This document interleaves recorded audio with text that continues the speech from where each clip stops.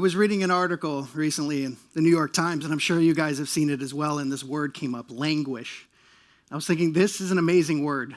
I probably have never literally used this word before, never thought it, don't know how often I came across it before the pandemic, but it encompasses everything that I think that we're kind of collectively going through and feeling. And the sense of disconnectedness and kind of longing to reconnect. And, you know, cities are all asking themselves the same question, like, how are we going to reactivate public spaces? How are we going to activate our cities and get people to come back in and onto our streets? You know, how are we going to commune and reconnect, establish relationships with people coming out of this?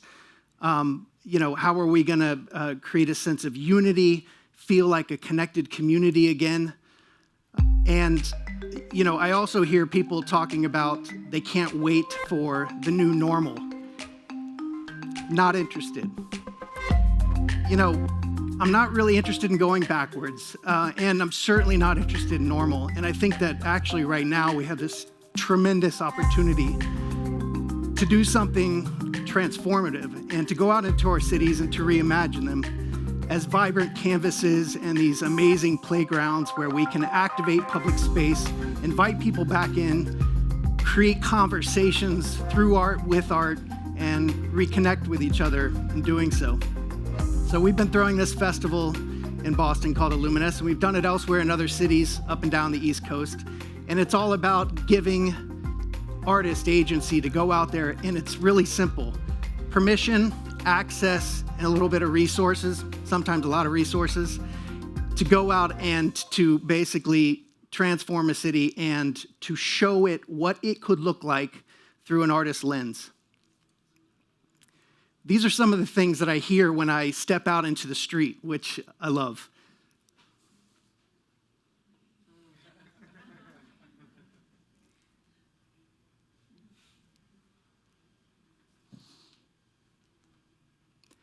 This last one gets me every time, though. Living in Boston, and we all say it is like, you know, this incredible intersection between science, art, and technology. And for those who work in any of those spaces, we know it to be true. The challenge is that this hub that we live in, that rarely do we have an opportunity to see what's otherwise hidden, all the brilliance and the talent and the incredible capacity that hides behind these institutional walls. But what if we were to bring it out into the street?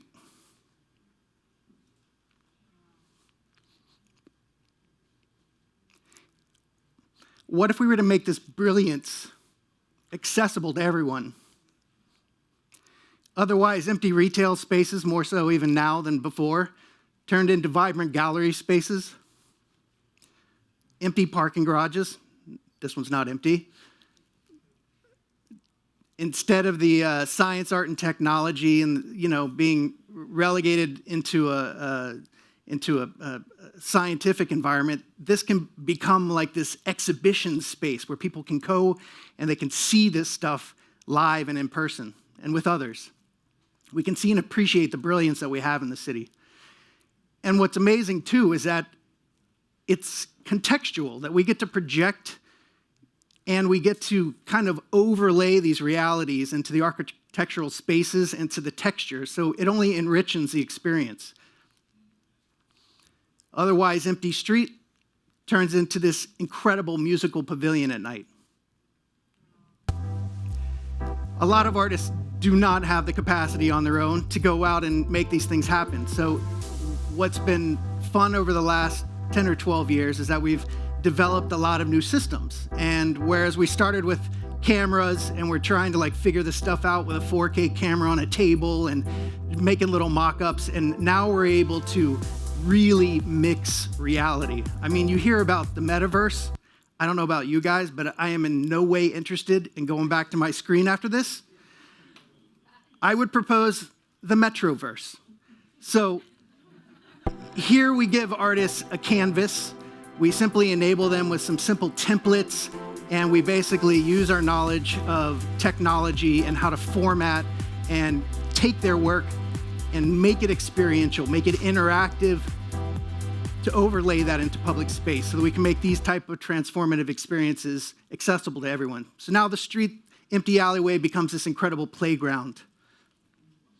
Building facade, no longer. Now this amazing, vibrant canvas for the city to enjoy. And it's not always even about spectacle. A lot of times this allows us an accessible means as processed through an artist, and sometimes in a way that only an artist can, to process difficult topics that we're challenged with as a society, and to be reminded of some of the challenges that we still have to deal with.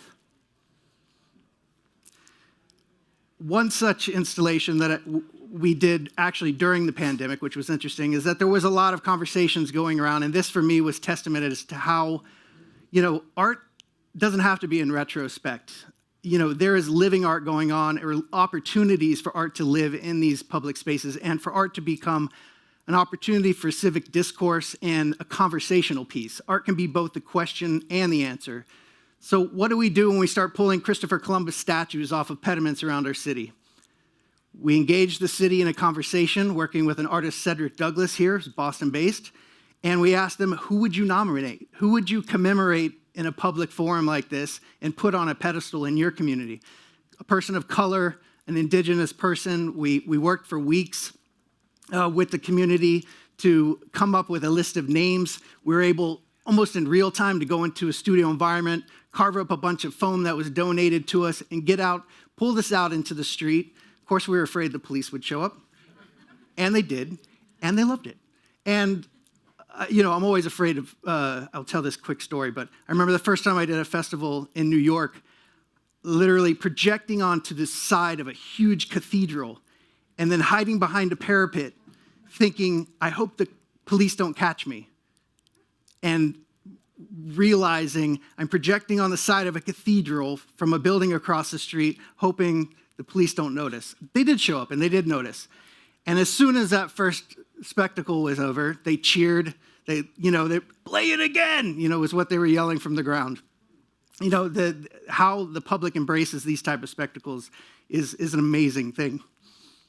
So here we got to represent 8 different individuals nominated by the community and to tell their story in public space and in real time. Make art part of the conversation, living art.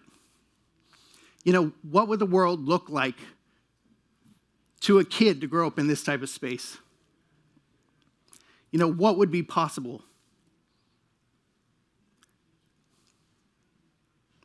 What kind of genius might it inspire?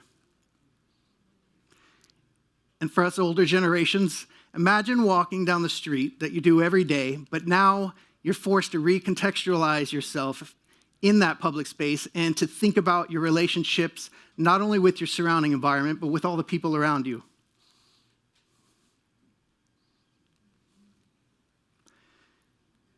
Research says that in the context of a shared experience, especially in art, music, and performance, we literally synchronize our heartbeats as a group. Don't be grossed out. It might even be happening right now.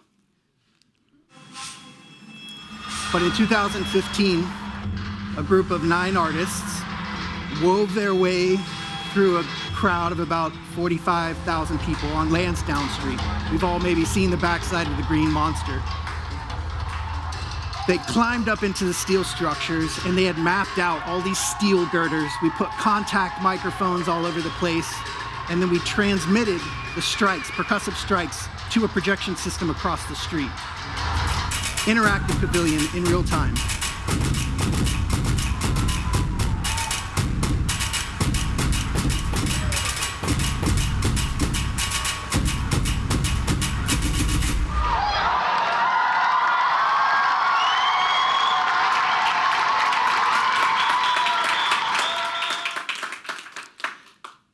I think on that night, we synchronized a few heartbeats on that street and in that place. And what's amazing is that the reverence that a spectacle like that creates and the connection that it creates between the people that are there, sharing an experience together. And we've had the opportunity to do this, for close to 12 years now, up and down the East Coast. And in Boston alone, we've activated 250 site-specific installations with 350 different artists. And this is a tiny cross-section of what those artists created and the worlds that they were able to present to us. All of this happened in one night. This is literally like 6 nights cumulatively. What would it be like if this were every weekend? So, coming out of the pandemic, again, what are we going to do with this? Not interested in going back to the norm, as far as I'm concerned. I think that we have this incredible opportunity to empower artists, superheroes. I mean, you have this incredible ability to render new realities for us. All we need to give them is permission, access, and resources. If we do that, we don't have to go out of our way to see art. We can live it. Thank you.